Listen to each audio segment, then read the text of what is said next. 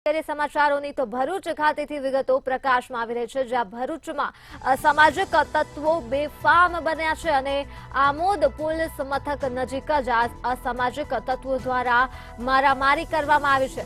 તો 10 થી પણ વધુ લોકોએ 2 થી 3 યુવાનોને માર માર્યો છે અને આ સામાજિક તત્વો હાલ બેખોફ બન્યા છે. મારામારીનો વિડીયો સોશિયલ મીડિયામાં ખૂબ જ વાયરલ થઈ રહ્યો છે. મારામારી બાદ આ સામાજિક તત્વો ઘટના સ્થળેથી ફરાર થઈ ગયા હતા. કુલ 10 થી પણ વધુ લોકો હતા જેઓએ 2 થી 3 યુવાનો પર હુમલો કર્યો છે.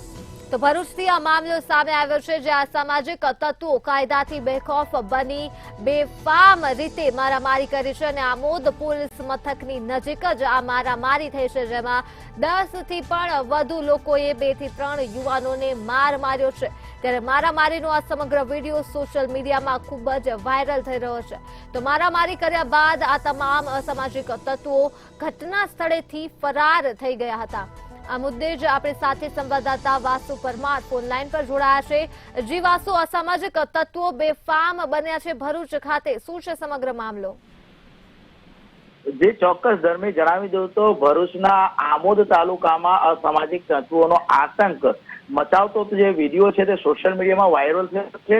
પોલીસ સ્ટેશનની નજીક 10 થી વધુ લોકોએ 2 થી 3 યુવાનોને માર માર્યો હોવાનો જે વિડીયો વાયરલ થતા ભરૂચ જિલ્લામાં હડકંપ મચ્યું છે અને વાયરલ વિડીયોના આધારે ભરૂચ પોલીસે તાત્કાલિક તપાસ હાથ ધરી છે. જી ધર્મી. જી વાસુ, તમામ વિગતો બદલ આભાર.